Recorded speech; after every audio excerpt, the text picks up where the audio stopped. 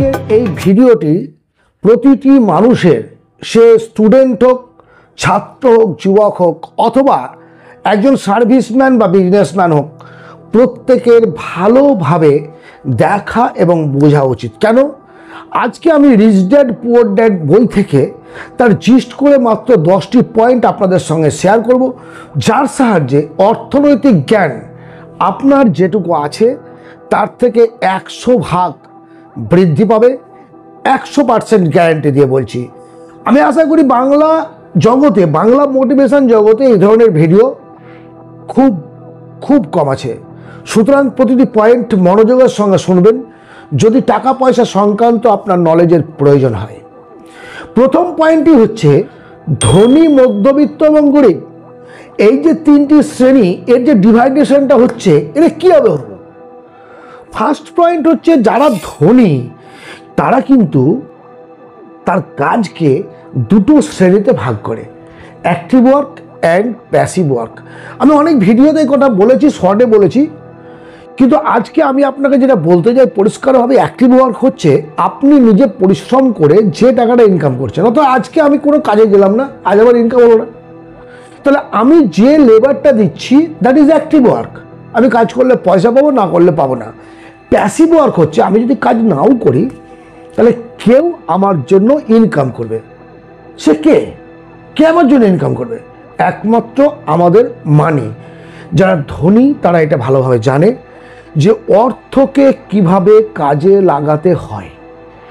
আপনি যদি জীবনে ধনী হতে চান তাহলে আপনাকে অর্থ সঞ্চয়ের ব্যাপারে প্রবণতা রাখতে হবে, এবং কিভাবে অর্থকে সঞ্চয় করবেন এবং সঞ্চিত অর্থকে কিভাবে কাজ করবেন সে ব্যাপারে আপনাকে খেয়াল রাখতে হবে। আমি এমন অনেককে চিনি বা জানি যাদের ব্যাংক অ্যাকাউন্টে অল্প বেশি মাঝারি কিছু অ্যামাউন্টের টাকা আছে, যেটা তারা কিন্তু খরচ করতে চায় না। খরচ মিনস তারা কোথাও ইনভেস্ট করতে চায় না, বা ল্যান্ডে হোক বা এফডি হোক বা রেকারিং হোক, কোনো কিছু একদম সেভিংস অ্যাকাউন্টে ফেলে রেখে দিয়েছে একটা মোটা অঙ্কের অ্যামাউন্ট। তাতে আপনার লাভ কী হবে? ক টাকা ইন্টারেস্ট পাবেন? আপনার হয়ে যদি টাকা না ইনকাম করতে পারে, টাকার দ্বারা যদি আপনি কম্পাউন্ডিং সিস্টেমে নিজের ইনকাম বাড়াতে না পারেন, তাহলে আপনি ধনী হবেন কি করে? Compounding system is a great system. কীভাবে কম্পাউন্ডিং সিস্টেম কাজ করে এই বিষয়ে আমার ভিডিও আছে, সেগুলো সার্চ করে একটু দেখে নেবেন। আমি যেটা বলতে চাইছি, আপনার যে সঞ্চিত অর্থ ব্যাংকে শীত ঘুমে ঘুমন্ত ব্যাঙের মতো ফেলে রাখবেন না, সেটাকে কাজে লাগান।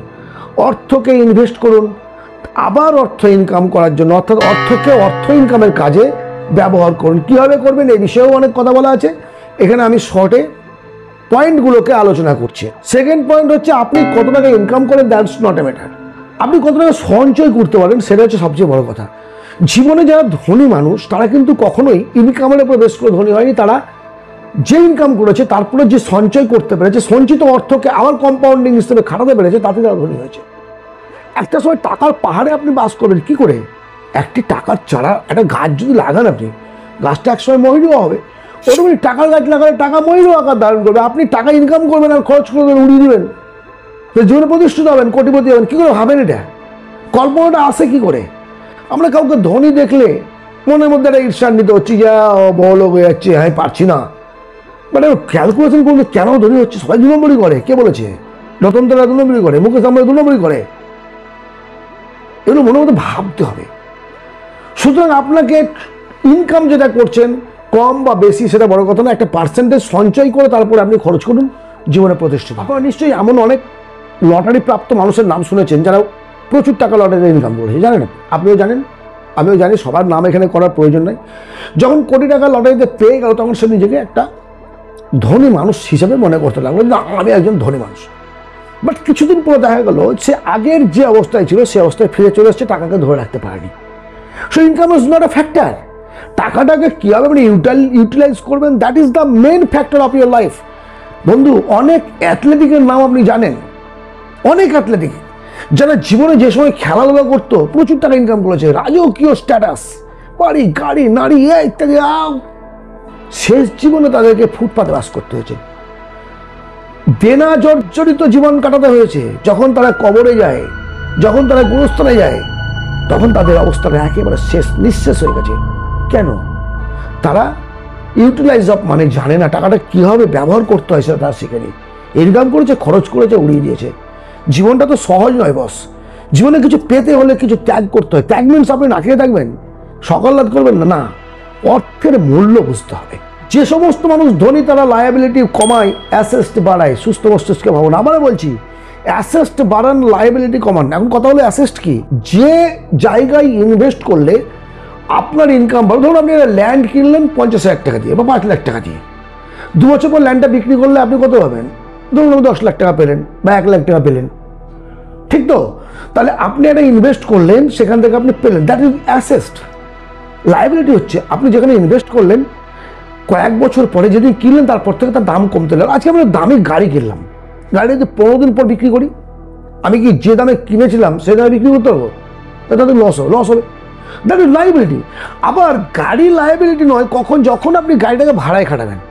অর্থাৎ গাড়ি থেকে আমি ইনকাম করবো। যে জায়গায় ইনভেস্ট করলে আমাকে টাকা ফিডব্যাক দেবে, মানি ফিডব্যাক দেবে, দ্যাট ইজ অ্যাসেস্ট। আর যেখানে ইনভেস্ট করলে টাকা আমার কমতে থাকবে, ক্রমশ কমতে থাকবে, সেটা হচ্ছে আমার লায়াবিলিটি। ধনীরা কিন্তু অ্যাসেস্ট এবং লায়াবিলিটি ব্যাপারটা খুব ভালোভাবে জানে। আমি অনেককে দেখেছি, অনেককে, তাদের একটা মধ্যবিত্ত, নিম্ন মধ্যবিত্ত পরিবার, গরিব পরিবার, ও যে 5,000 7,000 টাকা দেবে কাপড় পরছে, জামা পরছে, জুতো পরছে, প্যান্ট পরছে। আবার একটা ধনী মানুষকে দেখছি, সে কিন্তু 500-700,000 টাকার মধ্যে কাণ্ড, তার পোশাক আশাকটাকে রেখেছে, টি শার্ট পরে এখনো জ্যাকমা চলে যাচ্ছেন। এটা কেন? এই যে ডিফারেন্স কেন? তারা কিন্তু লায়াবিলিটি এবং অ্যাসেস্টটা বোঝে। আমি আমার জামা, পোশাক ইত্যাদি পারি, ইচ্ছে করলে পরে আমি যেটুকু ইনকাম করি সেটা আপনাদের সামনে ঝাঁচকচকে একটা চেহারা নিয়ে এসে বসতে পারি, সেটা আর্টিফিশিয়াল হবে। সেই জায়গাটা আমি চাই না, এবং আমি চাই না যে আপনারা, আমার ফলোয়ার, আপনারা এটা চান। জীবনের নিড বুঝুন, জীবনের প্রয়োজনীয়তা বুঝুন, ওয়ান্টের পেছনে ছুটবেন না। যদি জীবনে অর্থ ইনকাম করতে চান, সঞ্চয় করতে চান এবং ধনী হতে চান, তাহলে অর্থ সংক্রান্ত এই টোটাল পয়েন্টগুলো আপনাকে মেনে চলতে হবে। শুধু শুনলাম একখানে, বললাম একখানে, ব্যয় করে দেবো হবে না। আপনি ইনকাম থেকে বেশি ব্যয় করবেন, EMI, that is liability. House building করেছেন, বাড়ি করেছেন, ইএমআই করেছেন, লায়াবিলিটি। কে বলেছে অ্যাসেস্ট? আপনি বলছেন যে আমার বাড়ি আছে 50 লাখ টাকা, ভালো কথা, ব্যাংক কত পাবে?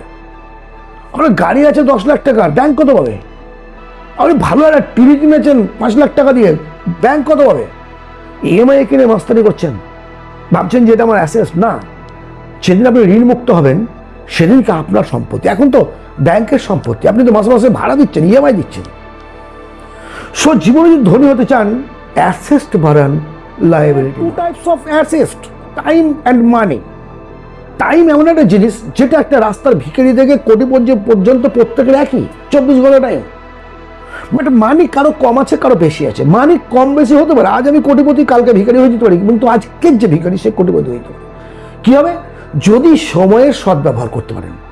সো মানি অ্যান্ড টাইম, এই দুটোর অ্যাডজাস্টমেন্টের পেছনে, মানির পেছনে ছুটবেন না, টাইমটাকে আপনি কীভাবে কাজে লাগাবেন সেটা চিন্তা করুন। টাইমকে ওয়েস্ট করবেন না, ডোন্ট ওয়েস্ট ইউর টাইম।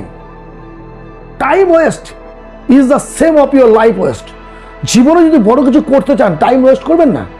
সে যে কোনোভাবে আমরা টাইম ওয়েস্ট করবেন। নিজেকে জিজ্ঞেস করুন, আজকে এখনই বসে বসে জিজ্ঞেস করুন যে আপনি সকাল থেকে সন্ধ্যে পর্যন্ত কত টাইম নিজে ওয়েস্ট করেন। সেটাকে প্রোডাক্টিভ কাজে লাগান। মানি আজ কম আছে, একটা সময় মানি কিন্তু চলে আসবে, কিন্তু যদি আপনি সময়ের সঠিক ব্যবহার করতে পারেন তবে আসবে। তাহলে কিন্তু আপনার টাকা এক সময় সময়ের স্রোতে ভেসে চলে যাবে, আপনি ধরে রাখবেন। পয়েন্ট, ধনী লোক সবসময় নিজেকে আপডেট করে। আমি খুব শর্টে কথাগুলো বলছি, কারণ 10টা পয়েন্ট অনেক সময় লেগে যাবে। ধনী লোক সবসময় নিজেকে আপডেট করে। সময়ের সাথে যদি আপনি নিজেকে বদলাতে না পারেন, তাহলে কিন্তু আপনি নোকিয়ার মতো মার্কেট থেকে হারিয়ে যাবেন। আমরা মনে পড়ছে যে রেডিও ছিল সন্তোষ, মনে পড়ছে? আমরা রেডিও কিনেছি, সন্তোষের রেডিও কিনেছি, এভারডি টর্চ কিনেছি, নোকিয়া মোবাইল ছিল, ইত্যাদি বিভিন্ন ল্যান্ড ফোন ছিল, এগুলো দেখেছি তো। আজকে নেই, কেন নেই? সময়ের সঙ্গে সঙ্গে অনেক কিছু বদলে যায়। সময়ের সঙ্গে সঙ্গে আপনাকে বদলাবে। আপনি 50, 60, 70, 80, 90, 100 যে বছর বাঁচবেন, যদি আপনি ব্যাকডেটেড হয়ে থাকেন, আপনার স্টুডেন্ট লাইফে পড়ে থাকেন, আপনার কলেজ জীবনে পড়ে থাকেন, আপনার স্কিল ডেভেলপ না করেন, আগামী দিনের যুদ্ধে আপনি টিকতে পারবেন না। জীবন যুদ্ধে জয়লাভ করতে গেলে নিজেকে প্রতিদিন আপডেট করতে হবে। সময় বদলাচ্ছে, টাইম বদলাচ্ছে, সময়ের স্রোতের সঙ্গে আপনাকে নিজেকে আপডেট করতে হবে, নিজের স্কিল, নিজের জ্ঞান বাড়াতে হবে। ইয়ং জেনারেশনের সঙ্গে আপনার সম্পর্ক রাখতে হবে। ইয়ং জেনারেশন এবং ওল্ড জেনারেশন যদি বদ্ধ পরিকল ধারণা নিয়ে চলে, তাহলে জীবনে এগিয়ে যেতে পারবে না। আজকে KFCর মালিক এত বছর বয়সে সফল হয়েছেন কেন? তিনি সময়ের সঙ্গে আপডেট করতে পেরেছেন, তিনি ইয়ং জেনারেশনের সঙ্গে কম্পিটিশন নামতে পেরেছেন। কেন নামবেন? যখন আপনার মধ্যে সেই দম থাকবে, নিজেকে পরিবর্তন করার একটা ক্ষমতা থাকবে, তখন আপনি সেই জায়গায় নামতে পারবেন, তার আগে পারবেন না। So if you want to success and achieve your goal and rich became a rich man in this world, আপনাকে সময়ের সঙ্গে আপডেট হতে হবে, সময়কে কাজে লাগাতে হবে, অর্থ ইনভেস্ট করতে হবে। সময়ের সঙ্গে যদি নিজেকে পরিবর্তন না করতে পারেন, ইউ আর এ গ্রেডের গবে। ধনী লোক ট্যাক্সের সঠিক ব্যবহার করে। জানেন, গভর্নমেন্ট আমাদের যে সমস্ত পরিষেবা দেয় সেগুলোর মধ্যে কিন্তু ট্যাক্স, প্রত্যেকটা মানুষ ট্যাক্স প্রদান করে, ডাইরেক্ট এবং ইনডাইরেক্ট বিভিন্নভাবে। মানে যে কোনো জিনিস ব্যবহার করছেন প্রত্যেকটার মধ্যে একটা ট্যাক্স জড়িয়ে আছে, আপনি গভর্নমেন্টকে দিচ্ছেন। ধনী মানুষেরা আর গরিব মানুষ বা মধ্যবিত্ত মানুষের মধ্যে পার্থক্য হচ্ছে, ধনী মানুষ, মধ্যবিত্ত মানুষ, গরিব মানুষ ইনকাম করে, ইনকামের যে ট্যাক্স দেওয়ার যে পার্সেন্টেজ সেটা দেয়, বাকি টাকা খরচ করে বা ইনভেস্ট করে। কিন্তু একজন রিচ মাইন্ডসেটের মানুষ বা একজন ধনী মানুষ ইনকাম করে, খরচ করে, ইনভেস্ট করে, দেন ট্যাক্স পে করে। ফলে কি হচ্ছে? তার কিন্তু সঞ্চয়টা বেড়ে যাচ্ছে। এখন আপনি প্রশ্ন করবেন কি করে সম্ভব? এটা সম্ভব। যারা সার্ভিস করেন তারা জানেন যে আপনি ধরুন বছরে 10,000 টাকা ট্যাক্স দেবেন। যদি 10,000 টাকা আপনার LIC করা থাকে, বা 10,000 টাকা আপনার বডি ইন্স্যুরেন্স করা থাকে, টার্ম ইন্স্যুরেন্স করা থাকে, মেডিক্লেম করা থাকে, বা এডুকেশন লোন থাকে, বা ল্যান্ড কেনার জন্য হাউস বিল্ডিং লোন থাকে, তাহলে কিন্তু আপনি এগুলো ট্যাক্স ফ্রি পাবেন। তাহলে আপনি ট্যাক্স ফ্রি মানে কি? আপনি ট্যাক্স দিলেন না, ট্যাক্সের টাকাটাকে নিজের জীবনের উন্নতির জন্য কাজে লাগালেন, অবশিষ্ট টাকা 2-1,000 টাকা ট্যাক্স দিলেন। যদিও এটা গোপন কথা, তবুও বলছি, ট্যাক্স প্রদান করার জন্য ইনকাম করবেন না, ইনকাম করে খরচ করে তারপরে ট্যাক্স দিন। 6 নম্বর পয়েন্ট, ধনী লোকরা সবসময় পজিটিভ মাইন্ড। যারা গ্রোয়িং মাইন্ডেড, অর্থাৎ জীবনে উন্নতি করতে চায়, উন্নতি করতে পারেনি, মেবি কোনো কারণে উন্নতি করতে পারেনি, তার পয়সা করে নেই, কিন্তু বিজনেস স্টার্ট করেছে, বিজনেস স্টার্ট করতে চায়, চাকরি করতে চায়, জীবনে উন্নতি করতে চায়, এমন লোকের সঙ্গে মেশে। মধ্যবিত্ত দরিদ্র মানুষ দেখবেন বেশিরভাগ ক্ষেত্রে নেগেটিভ মাইন্ডেড লোকের সঙ্গে মেশে। আপনি ফলো করুন আপনার পরিবেশে, আপনার চারিদিকে তাকিয়ে, যেখানে গসিপ হচ্ছে, যেখানে আলোচনা হচ্ছে, পরের সমালোচনা হচ্ছে, সেই জায়গায় যারা বসে থাকে তারা মিডিল ক্লাস এবং পোরব্যান্ড। যারা ধনী মাইন্ডেড তারা কিন্তু কখনো সেখানে বসে ফালতু সময় নষ্ট করে না।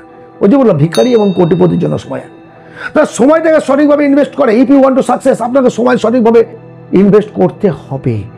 এবং আপনার যে গ্রুপ অফ ফ্রেন্ডস, সেটাকে আপনি পজিটিভ মাইন্ডেড রাখুন, যারা গ্রোয়িং স্টেজে আছে, যারা জীবনে উন্নতি করতে চায়। আজ অর্থ থাক বা না থাক, একদিন না একদিন আসবে। আপনার বন্ধু, আপনার পরিচয়, আপনার সঙ্গীরা আপনার জীবন চলার পথের সাথী। আপনি যেভাবে বন্ধু নির্বাচন করবেন সেভাবেই জীবনে সফল হবেন। 8 নম্বর পয়েন্ট, ধনী লোকেরা বা রিচ মাইন্ডসেটের মানুষেরা কাজ করে এবং কাজকে রিভিউ করে। পুয়ার অ্যান্ড নেডি মানুষ, যারা গরিব এবং মধ্যবিত্ত মানুষ, তারা কিন্তু কাজ করে যায়। আমাকে চাকরি করি, অফিসে কাজ করছি, কাজটা ভালো হলো না ঠিক হলো সেটা কিন্তু আমি দেখি না। বাট যারা জীবনে ধনী হতে চায়, অর্থ ইনকাম করতে চায়, জীবনে প্রতিষ্ঠিত হতে চায়, প্রত্যেকটা কাজ কমপ্লিট করার পর রিভিউ করে যে আমি কোথায় ভুল করলাম, এই কাজটাকে আমি ঠিক করতে পারতাম, কেন ঠিক করতে পারিনি, কোন স্কিলটা আমার মধ্যে নেই, তাহলে সেটা আমাকে শিখতে হবে। অর্থাৎ আপনি যে কাজটা করবেন সেটাকে রিভিউ করতে হবে। কাজটার যে গুণমান হওয়া দরকার সেই গুণমান আপনি দিতে পেরেছেন কিনা সেটা আপনাকে ভাবতে হবে। যদি আপনি সেটা না পারেন তাহলে জীবনে কোনোদিন প্রতিষ্ঠিত হতে পারবেন না। ধনী মানুষদের মানসিকতাই হচ্ছে প্রতিটা কাজ কমপ্লিট করার পর রিভিউ করা। হ্যাঁ, ভালো কাজ করেছে, তারপর রিভিউ করে যে আরও ভালো করা যেত কিনা, খারাপ করলে তো দূরের কথা। কিন্তু মধ্যবিত্ত এবং গরিব মানুষদের মানসিকতা হচ্ছে আমার ওপরে এই কাজের দায়িত্ব বর্তে, যে কাজটা করে দিলাম, কাজটাকে আমি প্রেজেন্টেশনটাকে জমা দিয়ে দিলাম, কি হলো না হলো দ্যাটস নট এ ম্যাটার। স্বাভাবিকভাবে তারা সেই জায়গায় পড়ে আছে যে জায়গায় ছিল।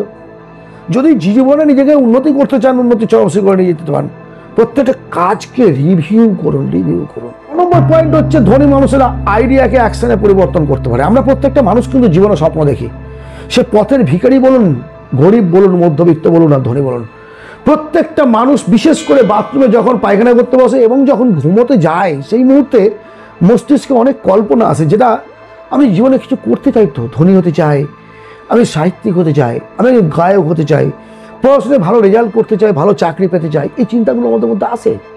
দেখবেন আপনি সবচেয়ে চিন্তার স্থান বললাম ওই দুটো এখানের মধ্যে আসে। ধনী আর মধ্যবিত্ত পুরো মানুষের মেন্টালিটি পার্থক্য হচ্ছে, ধনী মানুষের যে চিন্তাটা মাথার মধ্যে আসলো, তারা বাথরুম থেকে বেরিয়ে বা বিছানা থেকে উঠে সেটাকে ড্রিমটাকে লিখে নিল, কীভাবে বাস্তবে রূপ দিতে হবে সেটাকে কিন্তু কল্পনা করলো। বাট মধ্যবিত্ত গরিব মানুষ ভাবলো, ঘুম থেকে উঠলো, ভুলে গেল, আবার একটা নতুন ভাবনা। জীবনে যদি প্রতিষ্ঠিত হতে চান তাহলে আপনার স্বপ্ন লিখুন এবং কীভাবে সেই স্বপ্নের জায়গায় পৌঁছাবেন সেই অ্যাকশনগুলোকে আপনি তৈরি করুন। লাস্ট 10 নম্বর পয়েন্ট, জীবনে যদি ধনী হতে চান অবশ্যই একজন কোচ বা অ্যাডভাইসার রাখুন। আপনি সারা বিশ্ব জুড়ে দেখুন যে কোনো প্রতিষ্ঠান বা ব্যক্তি যারা জীবনে বড় কিছু করেছেন তাদের প্রত্যেকের একটা করে লিগ্যাল অ্যাডভাইসার আছে। সে রাজনৈতিক নেতা হোক, অফিস হোক, প্রত্যেকের কিন্তু একটা করে প্রেসিডেন্ট আছে, লিগ্যাল অ্যাডভাইসার আছে। এটা রাখার উদ্দেশ্য কি? আমি সবসময় সঠিক সিদ্ধান্ত নেব এমন কোনো গ্যারান্টি নেই। আমার যদি একজন অ্যাডভাইসার থাকে তাহলে আমার ভুল পদক্ষেপটা তিনি দেখিয়ে দেবেন, আমি সেভাবে আগাবো। অ্যাডভাইসার কে থাকবে? আপনি যে কাজটি করছেন বা যা করতে চান সেই ফিল্ডে যিনি প্রতিষ্ঠিত মানুষ তাকে অ্যাডভাইসার। আপনি একজন কাপড়ের বিজনেসম্যানকে জয়েন্ট এক্সামে ক্র্যাক করার জন্য কোচ রাখলে হবে না, বা একজন প্রফেসরকে আপনি সাংবাদিকতার কোচ হিসেবে রাখলে হবে না। আপনি যে ফিল্ডে আছেন সেই ফিল্ডের একজন প্রতিষ্ঠিত মানুষকে আপনার জীবনের কোচ হিসেবে রাখুন। সে কোচ বলুন, গুরু বলুন, আপনি যা ইচ্ছা বলুন, পীর সাহেব বলুন, কিন্তু একজন আপনার রাখতে হবে যিনি আপনাকে পথ দেখাবেন। কে পথ দেখাবে? যে সেই লক্ষ্যে পৌঁছেছে। আমার সমসাময়িক যে আমরা দুজন পথযাত্রী একসঙ্গে চলছি, একজন আমাকে পথ দেখাতে পারবে না, কারণ সেও তো পৌঁছায়নি। যে পৌঁছেছে, যারা সফল মানুষ তারা প্রত্যেকে তাদের নিজের পায়ের চিহ্ন রেখে যায়। সুতরাং সফল মানুষদের অনুসরণ করুন, সফল মানুষকে নিজের জীবনের একজন আইডিয়াল ম্যান হিসেবে রাখুন, জীবনে প্রতিষ্ঠিত হবেন। যদি পারেন, সম্ভব হয়, রিচ ড্যাড পুয়ার ড্যাড বিভিন্ন ভাষায়, হিন্দি, বাংলা, ইংরেজি বিভিন্ন ভাষায় ট্রান্সলেট করে বইটি আছে। উন্নতি করতে চাইলে বইগুলো পড়বেন। একটা বই 1000টা মানুষের সমান জ্ঞান বিতরণ করে। আমার জীবনে যা কিছু সব কিছু বই থেকে, কারণ অ্যাক্টিভভাবে আমি লিগ্যাল অ্যাডভাইসার কাউকে পাইনি। আজ এই সময় এসে আপনাদের সহানুভূতি, আপনাদের কমেন্ট অনেক কিছু পাচ্ছি, বাট একটা সময় ছিল যখন কিন্তু আমি আমার মতো করে চলেছি, কিন্তু সেই জায়গাতে আমাকে হেল্প করেছে আমার বহু বই বন্ধু। ইয়েস, আমি চাই আমার প্রত্যেকটি ফলোয়ার জীবনে ধনী হোক, ফাইন্যান্সিয়ালি ফ্রিডম হোক, সুন্দর আনন্দের জীবনযাপন করুক।